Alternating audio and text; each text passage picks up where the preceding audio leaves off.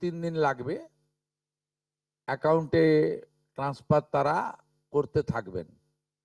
এটা প্রতি মাসে হবে না, প্রতি মাসেই যারা ভেরিফাইড হলেন তারা মাসের দ্বিতীয় সপ্তাহে, আমি দেখছিলাম কিছুজন 1 তারিখ থেকেই বলতে শুরু করেছেন কখন ঢুকবে কখন ঢুকবে। মানে এরা মূলত আমাদের ভোট দেয়নি, আমাদের পরাজয় দেখতে চেয়েছিলেন। খুব কষ্ট হচ্ছে ওদের, কিন্তু আমরা সরকারি টাকা নয়ছয় করতে দেব না। মোটামুটি একটা ভেরিফিকেশনের কাজ করছি, যে কাজ আগামী কাল পর্যন্ত আমাদের চালাতে হবে। এর মধ্য দিয়ে ইতিমধ্যে যারা ভেরিফাইড হয়েছেন সংখ্যাটা অনেক, গত মাসের থেকেও অনেক বেশি, তাদের অর্থ দপ্তর 17 তারিখ থেকে এত বিরাট এলাকা বিরাট টাকা 2-3 দিন লাগবে অ্যাকাউন্টে ট্রান্সফার তারা করতে থাকবেন। এটা প্রতি মাসে হবে না, প্রতি মাসেই যারা ভেরিফাইড হলেন তারা মাসের দ্বিতীয় সপ্তাহে, আমি দেখছিলাম কিছুজন 1 তারিখ থেকেই বলতে শুরু করেছেন কখন ঢুকবে কখন ঢুকবে। মানে এরা মূলত আমাদের ভোট দেয়নি, আমাদের পরাজয় দেখতে চেয়েছিলেন। খুব কষ্ট হচ্ছে ওদের, কিন্তু আমরা সরকারি টাকা নয়ছয় করতে দেব না, আর যোগ্য প্রাপকদের চিহ্নিত করেই দেব। এবং আমরা এক্ষেত্রে কমিটেড। অর্থাৎ যে চুরি দুর্নীতি হয়েছে, যেমন বিগত দিনে আধার লিঙ্ক অ্যাকাউন্ট নম্বর দেওয়া হয়নি, সেলফ ডিক্লিয়ার অ্যাকাউন্ট নম্বরে দেওয়া হয়েছে। এর ফলে মহিলার টাকা পুরুষ পেয়েছে, অন্য লোক পেয়েছে, এখন গ্রেপ্তার হয়েছে বহু মানুষ। এই সব আছে, ডিটেলসে তো বলা যাবে না। আমরা মোটামুটি, আপনারা আমাদের শিশু ও নারী কল্যাণ দপ্তরের, এটা হচ্ছে নোডাল এজেন্সি, ইমপ্লিমেন্টিং এজেন্সি, তাদের 19/5/2026 তারিখে 2411-WCD নম্বর বিজ্ঞপ্তির মাধ্যমে তারা একটা মোটামুটি এসওপি দেয়, তার ভিত্তিতেই ভেরিফিকেশন হয়েছে। এবং এই ভেরিফিকেশনে যারা যোগ্য বিবেচিত হয়েছেন, বৈধ হয়েছেন, তাদের অর্থ 17 তারিখ থেকে প্রদান করা হবে।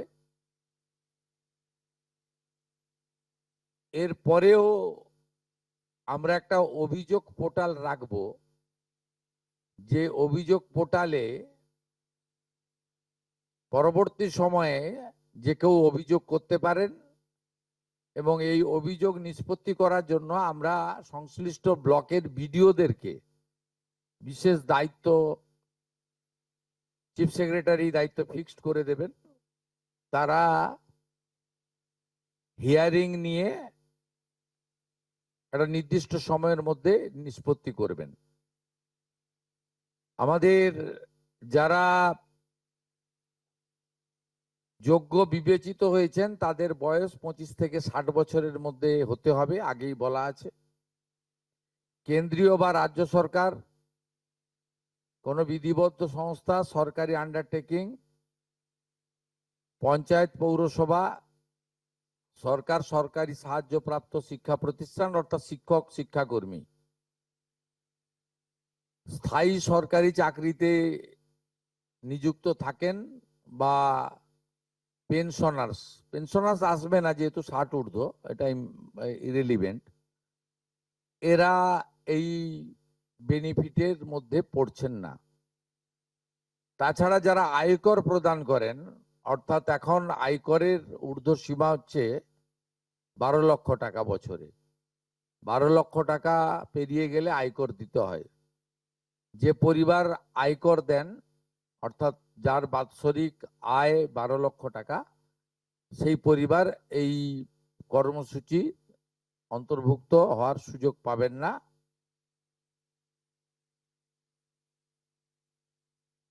এবং যে মহিলা নিজে 10,000 টাকার বেশি নিজে উপার্জন করেন মাসে, তাকেও এর বিবেচনার মধ্যে প্রাথমিকভাবে আনা হয়নি।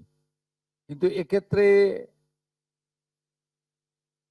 যারা ক্যাজুয়াল কন্ট্রাকচুয়াল মানে বাড়ির পুরুষ মানুষরা, তাদের বাড়ির পরিবারের স্ত্রী বা অন্যরা বিবেচিত হবেন। যদি কোনো মহিলা, এটা একটি নারী অর্থনৈতিক সশক্তিকরণের স্কিম, সেক্ষেত্রে যিনি সরাসরি নিজে 10,000 টাকার বেশি উপার্জন করেন তাকে বিবেচনা করা হবে না। 25 থেকে 60-এর মধ্যে যারা 3,000 টাকার কম ভাতা পান, ধরুন উইডো পেনশন 1,500 টাকা এই মাস থেকে হয়েছে, গত মাস পর্যন্ত ছিল 1,000 টাকা,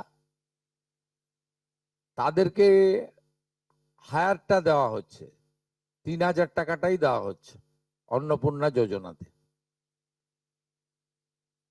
এই ধরনের যত স্কিম 25 থেকে 60 মহিলাদের রয়েছে, যারা 3,000 টাকার কম পান বিভিন্ন ভাতা, তাদেরকে 3,000 টাকার অন্নপূর্ণা যোজনার ভাতাটাই দেওয়া হচ্ছে। এক্ষেত্রে দুটি ক্ষেত্রে আমরা শিথিল করছি। একটা হচ্ছে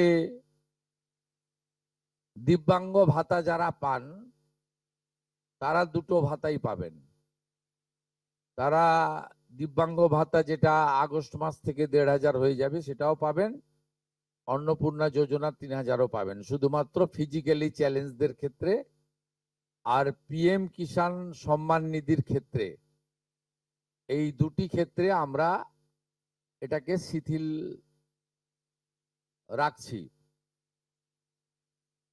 এছাড়াও এর আগে যেটা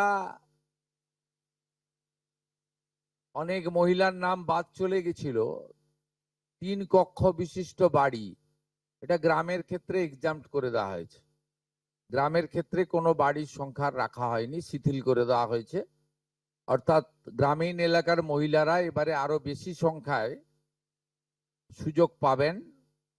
তাদের ক্ষেত্রে, গ্রামীণ ক্ষেত্রে 3 কক্ষ বিশিষ্ট বাড়ি, যেটা জুলাই মাসে ওই ক্রাইটেরিয়াটা থাকার কারণে অনেকে বঞ্চিত হয়েছেন, এবারে আর বঞ্চিত তারা হচ্ছেন না। এবং শুধুমাত্র জমির পরিমাণের ক্ষেত্রেও যে 7টি কর্পোরেশন রয়েছে, সেখানে শুধুমাত্র 50 ডেসিমেলের বেশি জমির মালিকানা যারা কর্পোরেশন এলাকা, কলকাতা হাওড়া কর্পোরেশন এলাকা 7টি, পৌর এলাকা এবং গ্রামীণ এলাকাতে ছাড় দেওয়া হয়েছে জমির পরিমাণের ক্ষেত্রে। এর ফলেও আরো অধিক সংখ্যক মহিলা, গ্রামীণ মহিলারা বিশেষ করে, এবারে আপনার অর্থ পাওয়ার ক্ষেত্রে সুযোগ পাবেন।